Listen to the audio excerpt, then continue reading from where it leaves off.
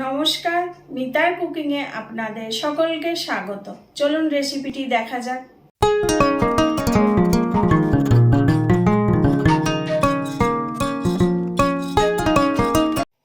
চলে এসেছি ঘরের কিচেনে। এখন দেখাবো আপনাদের পটল ভাজা করে। আমি পটলটা ভাজবো একটু অন্য ধরনের। আমি 400 গ্রাম পটল নিয়েছি, এখানে ধুয়ে এরকম মোটা মোটা করে কেটে নিয়েছি। এক একটা পটল 3 ফালি করে, 3 ফালি না 6 ফালি, এক এক সাইড 3 ফালি করে। এখানে আছে 4টে আলু এরকম মোটা মোটা করে কাটা। এখানে আমি মোটা করে পেঁয়াজ কেটে নিয়েছি একটা বড়, এই যে এরকম মোটা। আর মশলার মধ্যে লাগবে, এখানে আছে 2 চামচ আদা রসুন আর লঙ্কা বাটা আছে, কাঁচা লঙ্কা বাটা।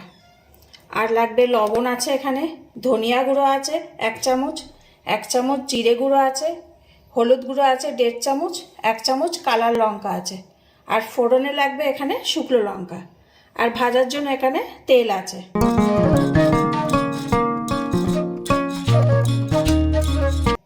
এবার আমি প্রথমে এটাকে মশলা দিয়ে মাখিয়ে নেব। আলাদা আমি পাত্র নিয়েছি, আমি এটাকে সব মশলা দিয়ে মাখবো। পটল ঢেলে দিলাম,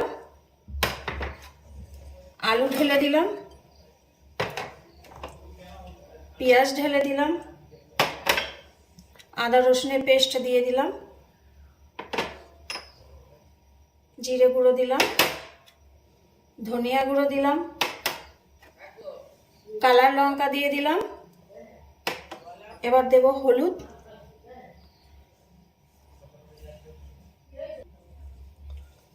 হলুদ দেব এই চামচের 1.5 চামচ হলুদ দিয়ে দিলাম। লবণ দেবো এই চামচের 2 চামচ দিয়ে দিলাম লবণ। আপনারা যেরকম লবণ খান সেই হিসাবে দেবেন। আমি এটাকে মাখবো।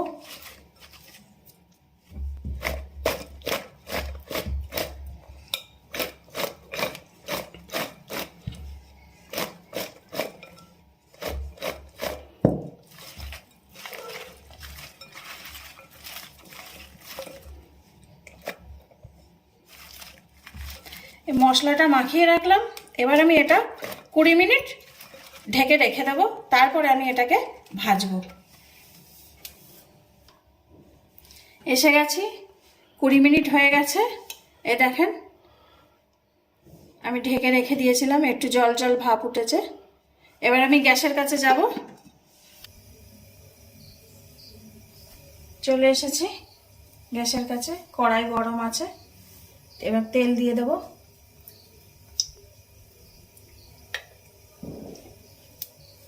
এটা ভাজতে একটু তেল লাগে। তেলটা গরম হলে আমি শুকনো লঙ্কাটা দিয়ে দেব। তেল গরম হয়ে গেছে, শুকনো লঙ্কাটা দিয়ে দিলাম। আর গ্যাসের সিম আমি একদম লোতে দিয়ে দিয়েছি। শুকনো লঙ্কাটা একটু গন্ধ বেরোচ্ছে, এইবার আমি দিয়ে দেব।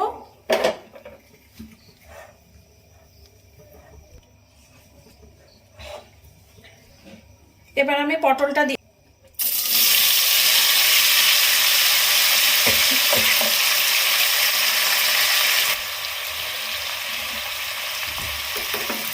পটলটা দেওয়া হয়ে গেছে তেলে।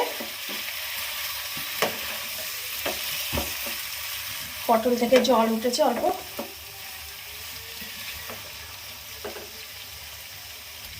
গ্যাসের ফ্লেমটা একটু বাড়িয়ে দেবো।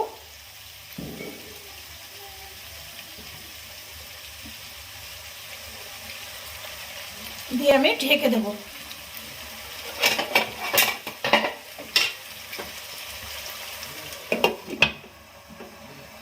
5 মিনিট পর ঘুরে আসছে।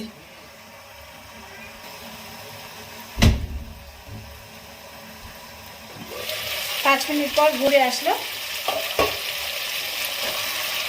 এবার নেড়ে দেবো।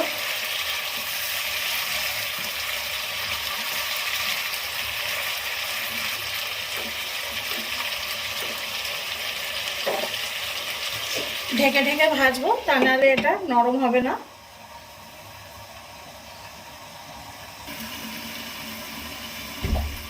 খুলে দেখছি এবার।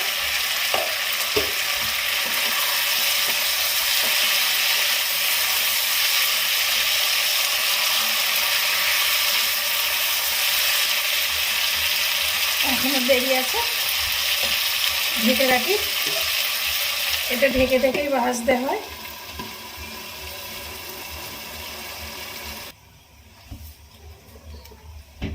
খুলে দেখি এবার।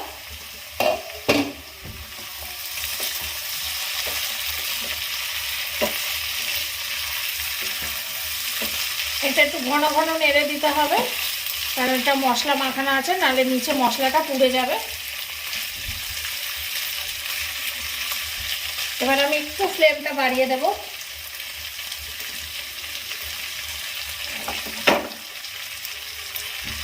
এবার আর ঢাকবো না, আমি খুলেই রাখবো এবার, তা নাহলে নিচে লেগে যাবে।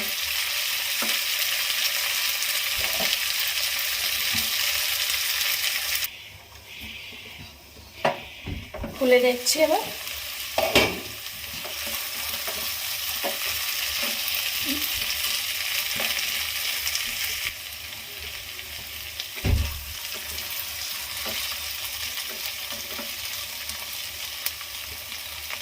আলু নরম হয়ে গেছে, পটলও নরম হয়ে এসছে।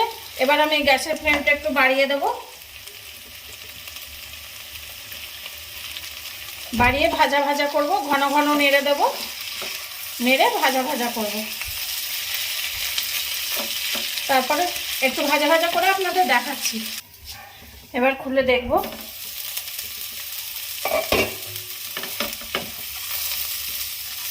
পটলটা ভাজা হয়েই গেছে। এবার আমি নামিয়ে দেব। দেখেন সুন্দর লাল লাল ভাজা হয়েছে, আলুও নরম হয়ে গেছে, পটলও নরম হয়ে গেছে। এবার আমি নামিয়ে দেব, নামিয়ে আপনাদের দেখাচ্ছি। এই দেখেন আমার ভাজাটা হয়ে গেছে, আমি প্লেটে বাড়াও হয়ে গেছে। কেমন লাগছে দেখেন। এটা খেতে খুবই ভালো লাগে, সাথে যদি ডাল থাকে তো আরও ভালো লাগে। ভাত দিয়ে খেতে হয়, এটা রুটি দিয়েও ভালো লাগে খেতে। আপনারা বাড়িতে বানাবেন, বানিয়ে খাবেন।